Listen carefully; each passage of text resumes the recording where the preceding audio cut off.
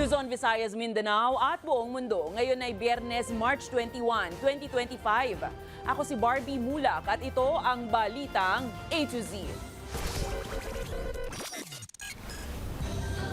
Klase sa Gihulngan, Negros Oriental, nabulabog. Ginang, sumugod na may dalang itak.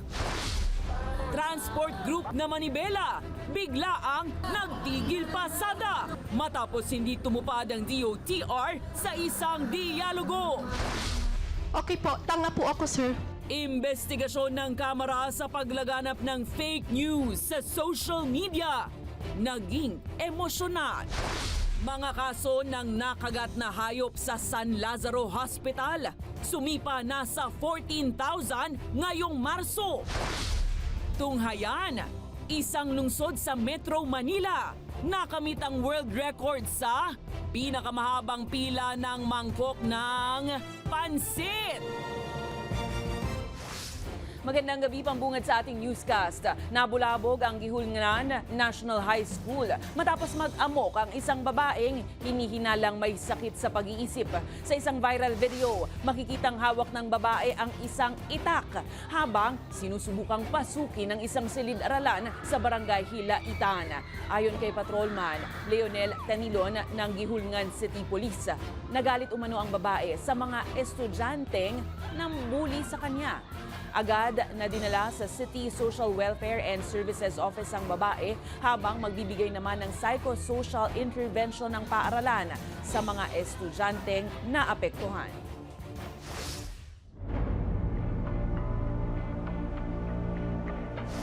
Bumuhos ang emosyon sa pangatlong pagdinig ng House Tri-Committee kaugnay ng paglaganap ng fake news sa mga social media platform. Binusisi ng mga ito ang source ng mga vlogger na bumabatikos sa gobyerno at sa mga biktima ng extrajudicial killings ng Duterte administration. May balitang A to Z si Naomi Almojano.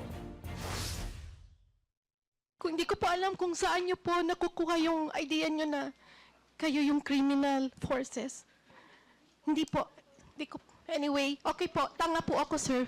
Naging madrama ang ikatlong pagdinig ng House Tri-Committee kaugnay ng pagkalat ng mga misinformation at disinformation sa social media. Isa ang pro-Duterte vlogger na si Mary Jane Quiambao Reyes sa 8 out of 18 vloggers na sumagot sa imbitasyon ng Tricom ngayong Biyernes. Sa isa niya kasing Facebook post, sinabi ni Quiambao na massive hoax ang mga biktima ng extrajudicial killings sa ilalim ng lideratong Rodrigo Duterte dahil yung iba aniya, hindi naman umano konektado sa EJK ang pagkamatay. Kaya ang mga mambabatas kwinestyon ng source o basihan ng kanyang mga post sa Facebook. Ang pinagbabasehan ko po doon ay yung mga naglalabasan ngayon na panibagong impormasyon, mga kita naman po ito sa social media. Ikinainit naman ito ng ulo ng mga mambabatas na namuno rin sa pagdinig sa mga biktima ng EJK noong nakaraang taon.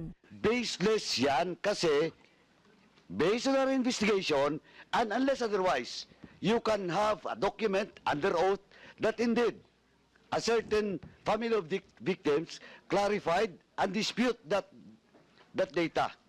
Okay po, Your Honor, noted po. Next time. Andale, yes or no? Remember, I am just asking you if you have the document or not under oath. Of the family who reported? Yeah. None, sir. Hindi rin nakaligtas ang vlogger na si Crisette Loretta Chu. Matapos gisahin ng komite kaugnay ng kanyang Facebook post tungkol sa umano'y mass resignation sa Philippine National Police. Kasunod yan ang pagkaaresto ng ICC kay Duterte na pinabulaanan din naman agad ng PNP. Inamin ni Chu na base lang sa kanyang personal na opinyon at nakikita sa social media ang mga pinost niya. Kaya nilalagyan niya ang mga ito ng daw. Pero hindi niya na napigilang maiyak nang kastiguhin ni Abante ang isa niyang post kung saan minura niya ang gobyerno. I apologize for saying the word tanga in my post. Pinasasabi na naman ni Representative Jude Asidre ang mga social media post ni Chu.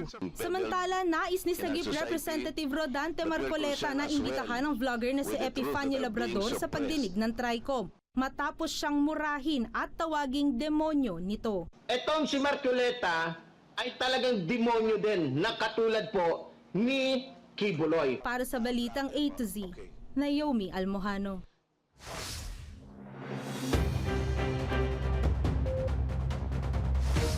Isang biglaang tigil pasada ang ikinasa ng transport group na Manibela ngayong Biyernes. Ang dahilan ng grupo, hindi umano tumupad sa pangakong dialogo ang Department of Transportation kaugnay sa mga kahilingan ng mga tsuper hinggil sa PUV Modernization Program. May balitang A to Z si Ian Maghanoy.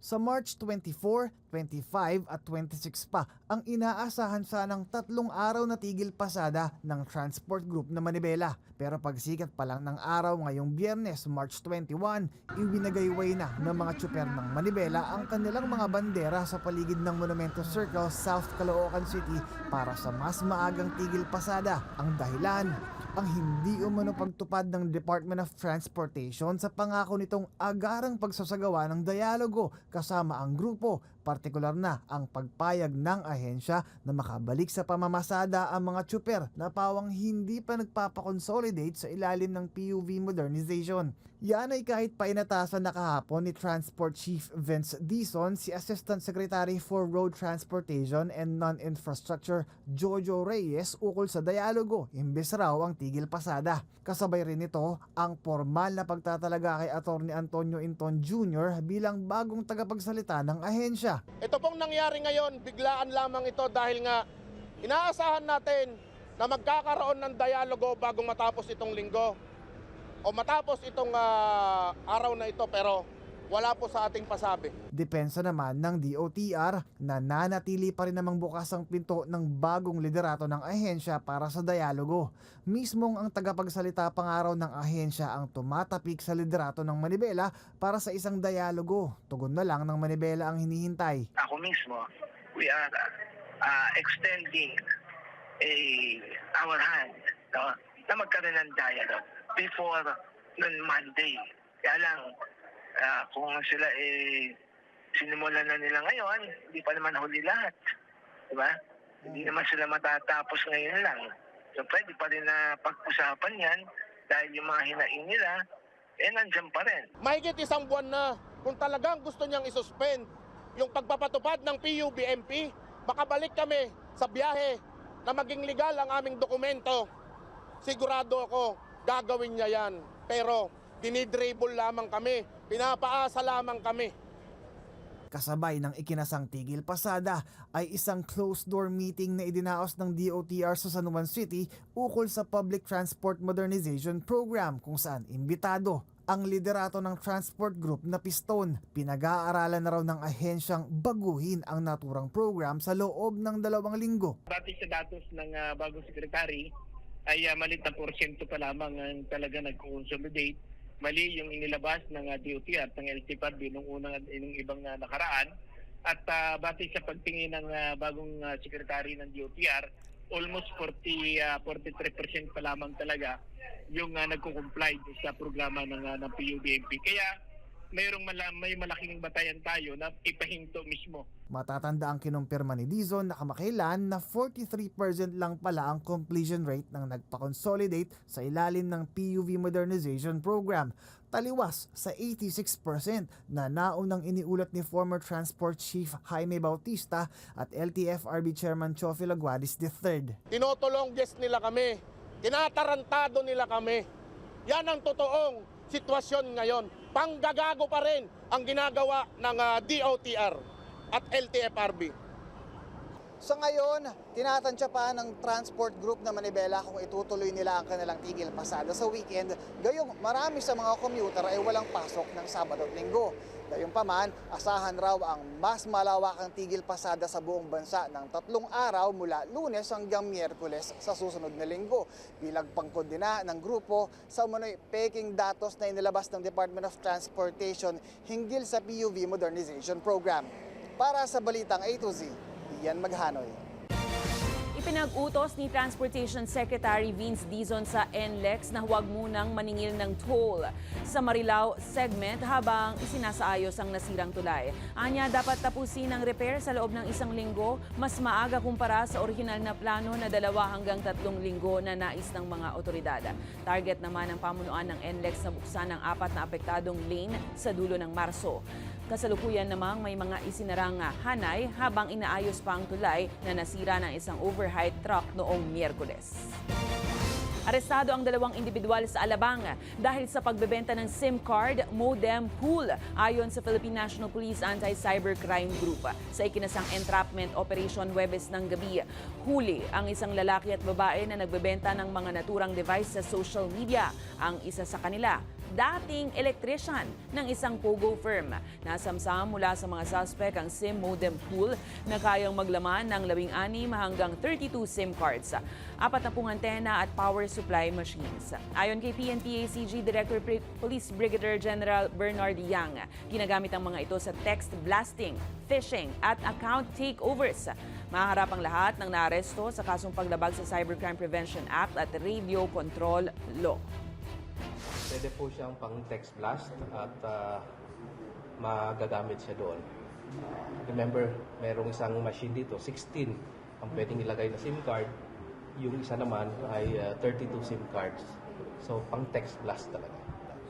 So, anybody na naghahanap online, nitong mga gamit na to, pwede makabili. Alam naman natin na pinagbabawal talaga to.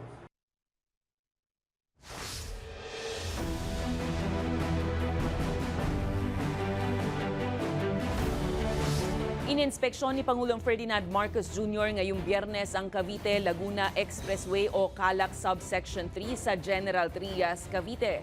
Kasama ng Pangulo sa inspeksyon sina Metro Pacific Tollways Corporation Chairman Manuel V. Pangilinan, Transport Chief Vince Dizon at Cavite Governor Athena Tolentino. Base sa ulat, 44% ng tapos ang 8.64 km segment na magdurugtong sa Silang Cavite, Aguinaldo Interchange at Governor's Drive. Target na mabuksan ito sa ikatlong bahagi ng taon. Ayon pa sa mga opisyal, babawas ito ng 45 minutes sa biyahe mula Cavitex patungong SLEX kapag natapos na ang buong CALAX at makikinabang ang halos 100,000 motorista araw-araw. Muling hihilingin ng gobyerno ng Pilipinas sa Timor-Leste Court of Appeals na baliktarin ang desisyon nitong hindi ipa-deport si dating Negros Oriental Representative Arnulfo Teves Jr. Ayon kay Justice Secretary Jesus Crispin Remulla. Ipinunto ni Remulla na walang basihan ang desisyon ng korte na may parusang kamatayan sa Pilipinas at pinagdududahan niyang may katiwalian sa likod nito. Hirit pa ng kalihim, obvious raw na may kumita sa naging desisyon nito kaya bigla ang binawi ang desisyon. Tiniyak din niya sa pamilya ng mga biktima, kabilang na si Pamplona Mayor Janice Degamo, na patuloy na hahabulin ng DOJ si Teves sa mga kasong multiple murder, kaugnay ng pagpasdang kay dating Negros Oriental Governor Roel Degamo at iba pang biktima noong March 4, 2023. We're exhausting all remedies possible because the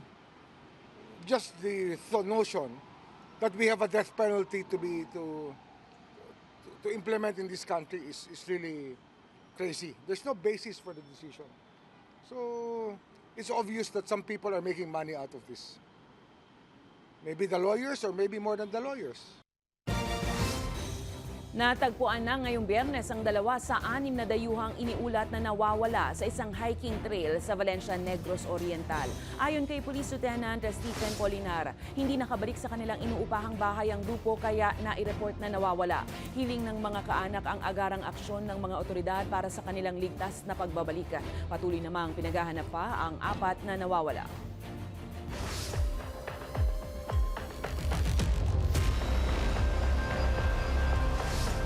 Sinabi ni dating presidential spokesperson Harry Roque na hindi na siya mamimilit na mapasama sa legal team ni dating Pangulong Rodrigo Duterte sa harap ng kaso nito sa International Criminal Court.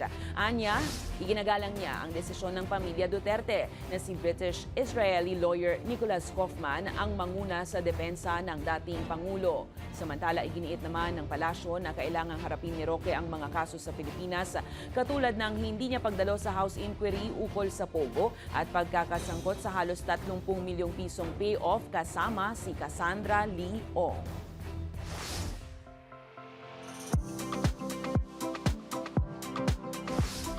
It's weekend mga ka-A to Z, kaya kung naghahanap pa kayo ng pasyalan at family bonding, Arat na sa fantasy world na makikita sa isang super mall sa Mandaluyong City. Isa itong indoor playground kung saan pwedeng mag-explore ang kids kasama ang mga pamilya. Marami ding exciting activities na pwede sa all ages na tiyak may enjoy, gaya ng trampoline, interactive sandpit, projector painting at iba pa. All over ang happiness dahil mayroon din ito sa iba pang branch gaya ng Grand Central at iba pa. Susunod, mga kaso ng nakagat ng hayop sa San Lazaro Hospital. Sumipa na sa 14,000 ngayong Marso. At mga Pinoy, inaanyayahang magpatay ng mga ilaw sa March 22 ng 1 oras para sa kalikasan. Abangan ang kumpletong ulat sa pagbabalik ng Balitang A to Z.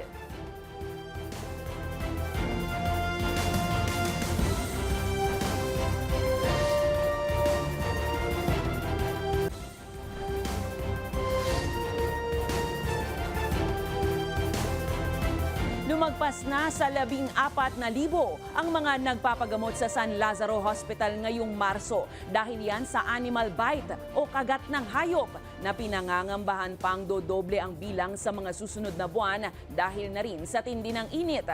Ayon naman sa mga eksperto, oras na makagat ng hayop, huwag itong ipagwalang bahala dahil 100% fatal o nakamamatay ang rabies. Sa panig naman ng mga veterinaryo, nananawagan sila sa pet owners na maging responsable sa kanilang mga alaga. May balitang A to Z si Ace Cruz. Pinaturukan na agad ni Rendelin ang 2 taong gulang na anak sa Animal Bite Treatment Center ng San Lazaro Hospital sa Maynila ilang araw mula nang makalimot ng pusa ang anak. Balitaan ko po na yung sa rabies nga daw po na marami daw pong namamatay. Kaya pinunta ko na po kaagad dito kasi mahirap na po baka kung ano mangyari sa baby ko.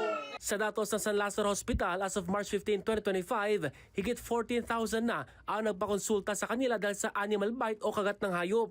Mababa pa ito kumpara sa parehong panahon ng 2024 na nasa lagpas 24,000. Pero ayon sa ospital, malimit na dumodoble ang bilang nito tuwing summer months. Usually, nagta-times 2 po siya. At ang nakikita namin na ang mga dahilan nito dahil mainit ang panahon, ang mga bata at tao ay lumalabas sa lansangan, sa kalye, at doon po medyo nakakagat po sila ng mga alagang hayop. Nakukuhang rabies sa kagat o kalmot ng hayop gaya ng aso at pusa na infected ng naturang virus. Ilan sa sintomas nito ay lagnat, pananakit ng ulo, pagkakaroon ng takot sa tubig at hangin at iba pa. Kaya't payo ng mga eksperto, oras na makagat ng hayop, hugasan ito ng tubig at sabon at agad na magpakonsulta sa doktor. Dahil kung hindi maagapan, 100% itong nakamamatay. Ang flu lang po yan. Pero ang rabies is slowly pong naglalakad papuntang mga ugat ng tao, sa mga nerves po ng tao. At kung umabot na po sa central nervous system natin, yun na po yung medyo fatal ng tao. Ang incubation ng rabies is mula 1 week hanggang 3 months. As much as possible, as soon as possible, ang aming advice sa kanila po. Gaya ng 13-year-old na si Jamaica na nakagat ng aso noong February 2024 pero April na nang nalaman ng kanyang inang si Roselyn. Hawak niya yung baso, hawak kasi, Ma, bakit? Ano nangyari sa'yo? Ma, hindi ako makainom ng tubig, Ma. Sabi niya ganun. Bakit? Masakit ba lalamunan mo? Masakit ba lalamunan mo, Ma? Baka ma-rabies na ako, Ma. Ganun yung sinabi niya. Sabi ko, Sabi ko, bakit? Nakagat ka ba ng aso? Sabi niya. Agad silang pumunta sa ospital pero huli na anyang lahat dahil dito na kinumpirma ng doktor na may rabies na ang kanyang anak. Kaya't idiniretso na siya sa isolation room. Sabi ko, Ma'am, ilang oras, ilang araw po ba pwedeng tumagal ang anak ko? Sabi niya, 24 hours lang. Yung marinig ko yun, sabi ko, bilis. Tapos, umabot lang po siya ng 12 hours. Ayon sa veterinaryong si Dr. Raydel Napoles, kasama sa responsibilidad ng bawat pet owners ay siguruhing may anti-rabies vaccine ang kanilang mga fur babies. Kasi mura lang po. Yan yung pinakamurang prevention po. Isang turok lang, effective na siya for at least 1 year. and then nagkakahalaga lang to ng almost 50 pesos lang. Samantalang ang bakuna sa tao, ang isang tusok po ang pinakamura sa intradermal nasa 650 to 750 at kailangan ng 4 na shot po ang mga tao na nakagat ng aso. Recommended age anya ng pagpapabakuna sa mga lagang hayop ay 3 buwan pataas at mainam din na bakunahan ang mga hayop sa isang lugar na high risk sa rabies virus para matiyak na hindi ito kakalat. Para sa Balitang A to Z, Ace Cruz.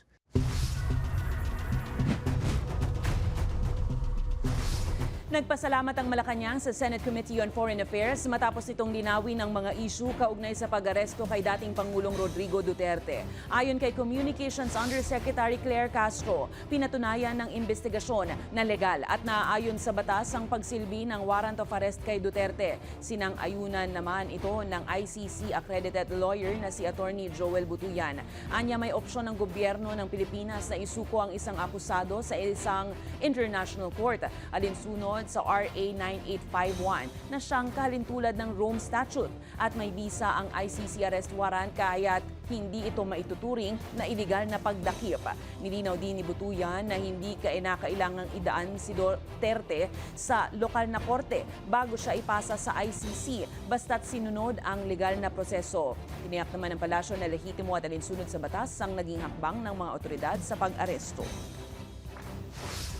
Mas naliwanagan ang tao, ang taong bayan, kung ano ba ang nangyari. Napaliwanag po kung ano yung batas at kung ano lang yung ginawang batas. Kaya maraming salamat sa pagkakaroon po ng Senate hearing na ito.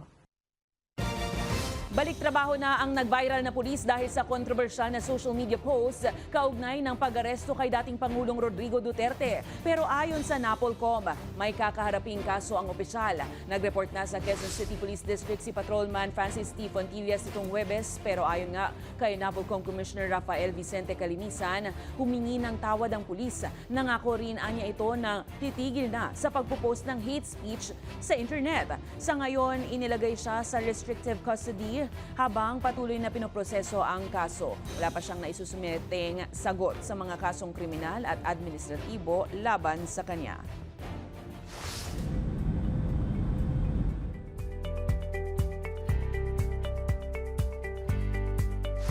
Pansamantalang isinara ang Heathrow Airport nitong Biyernes matapos sumabog at masunog ang pangunahing electrical substation sa Hayes, West London na nagdulot ng matinding aberya sa pandaigdigang liparan. Mahigit 1,300 flights na ang nakansela o naantala habang libo-libong pasahero ang stranded sa iba't ibang panig ng mundo. Maraming eroplano ang napilitang lumapag sa Amsterdam, Frankfurt at beyond, habang ang iba ay bumalik sa New York, Los Angeles, Mumbai at Delhi. Tinatayang magtatagal ang aberya sa mga susunod pang araw dahil sa misplaced aircraft at mga passenger. Inaasahang pananagutin naman ng gobyerno ang pamunuan ng Heathrow sa kakulangan ng agarang contingency measures sa airport. Nagbabalik muli ang tinaguriang Biggest Hour of the Earth, ang advocacy movement na pinasimulan ng Worldwide Fund for Nature taong 2007. Nakapanayam ng Balitang A to Z ang mga nasa likod ng advokasya na ito at muling inaanyayahan ng lahat na makilahok sa isang oras na pagpapatay ng mga ilaw para sa kalikasan. Okay, simulan natin. Unahin natin si Attorney Ibay. Just a quick backgrounder, ano po ba ang Earth Hour Philippines? Bakit ito itinaguyod in the first place? So we started Earth Hour in the Philippines in 2008 and since then it has continued and we're very happy po sa reception at support. One of the classic actions na asks that we usually yung mga hinihingi namin sa mga tao is yung magpatay sila ng ilaw for that 1 hour. All of their non-essential lights and yung pag-unplug po ng mga gadgets just for that 1 hour. Like last year, it was like 132 megawatts of electricity saved just for that 1 hour. We were number 3 among the countries that participated in Earth Hour. Ang galing naman. Yes. And vis-a-vis naman, dahil ang Pilipinas ay number 1 naman, pag pinag-uusapan naman ang pagiging lantad sa mga epekto ng climate change. We always use Earth Hour as a way to, not just a wake-up call, but to continue the momentum. Kasi alam naman natin na we're at risk from the impacts of climate change. And hindi lang yung climate change, no? Pati yung biodiversity loss and even the pollution that we see. So once again, like we did in the last how many years, magkakaroon tayo ng Earth Hour Philippines this coming Saturday. Can you tell us more about that? Yes, so we're very happy to invite everyone to please join Earth Hour this Saturday, March 22. The main hour is 8:30 to 9:30. So yan yung oras magsiswitch off po yung mga tao. Okay, and of course, let's talk now to KD naman. Apart from the Earth Hour program itself na magpapatay ng ilaw, we also have a number of other activities like the virtual run. So with the Earth Hour virtual run, yung keyword virtual run. So it's really our way to involve everyone. So in this Earth Hour virtual run, you can run anytime and anywhere. So you simply have to log your miles. So all of the proceeds of Earth Hour virtual run will actually support WWF's conservation efforts. Pero KD, ang hirap isipin, paano yung virtual? Honor system ba to? Tatakbo lang ako 1 hour, 2 hours, tapos check, okay na, I saved the Earth. Paano ba yan? Our instructions actually is for them to just download the Pinoy Fitness Atleta app. So we are partnered with Pinoy Fitness. And they just simply have to sign up through the app. And then, once na-registered na sila, once na-paid na rin sila, so once they are able to finish their target distances, they simply have to submit their proof of run. So yun yung parang system natin. So it can be either through Strava or kahit treadmill, as long as they're able to show that they were able to complete their target distances. Okay, very, very exciting. Any last words to invite? We are so excited to really go forward with this, and not just for the hour, but really go beyond. And we hope many Filipinos will address the call for our planet and make this the biggest hour for Earth. Tama. Baka number 1 tayo, no? This year. Why not? Oo, why not? I-goal natin yan. And also sana more than once a year ang Earth Hour dahil iisa lang din naman ang ating planeta. Once again, maraming salamat, Attorney Ibay and KD. Thank you for your time and for what you do. Sa aming pagbabalik sa showbiz, actor at PGT host Donnie Pangilinan may bagong role na gagampanan. At sa ating kakaiba segment, lungsod ng Malabon, nakamit ang world record sa pinakamahabang pila ng mangkok ng noodles. Manatiling nakatuto, kayo ay nanonood ng Balitang A to Z.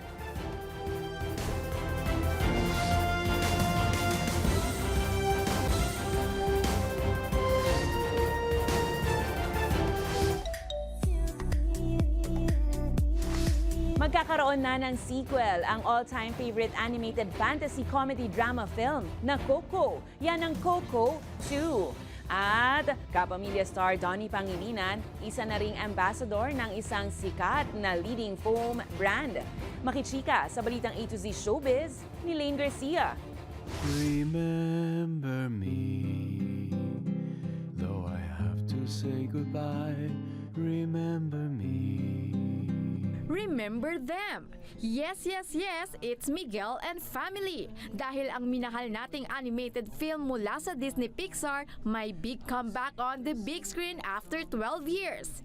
Yan ang Coco 2 na nakatakdang ipalabas sa 2029. Ang good news na yan, inanunsyo mismo ng Disney and Pixar sa kanilang social media page. Matagal mang aabangan, ngunit marami naman ang na-excite na magkaroon na nga ng sequel ang American animated fantasy comedy drama film na ito. Matatanda ang ipinalabas ang unang animated film na Coco noong 2017 na nakakuha ng 2 Academy Awards, kabilang na ang Best Animated Feature at Best Original Song na Remember Me. Bukod dyan, nakuha din nito ang Golden Globe at BAFTA for Best Animated Film. Kwento ang Coco ng isang batang lalaking nagngangalang Miguel, ang batang nangangarap na maging musikero, kahit na ipinagbabawal ng kanyang pamilya na sa kanyang paglalakbay sa Land of the Dead na diskubre niya ang lihim ng kanilang pamilya.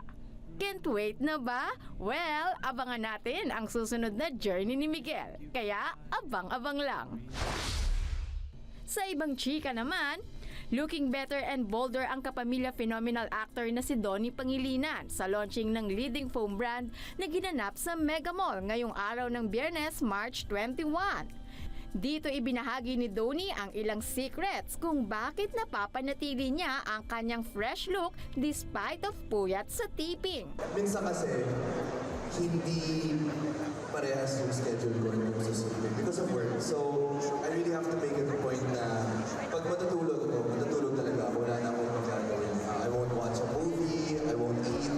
Nakasama rin ni Donnie sa event ang ilang kapuso artist na sina Luan D, Janina Chan at ang radio DJ host na si Samoy G. Game na game rin si Donnie sa palarong fast talk na ikinatuwa ng crowd. Back, front, or side sweeper? Side. Para sa balitang A to Z Showbiz, Lane Garcia.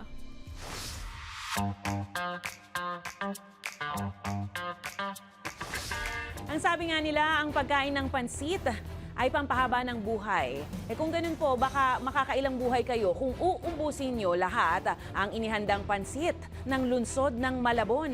Tingnan po ang official Guinness World Record para sa longest line of bowls of noodles na nakopo ng Malabon City ngayong gabi lang.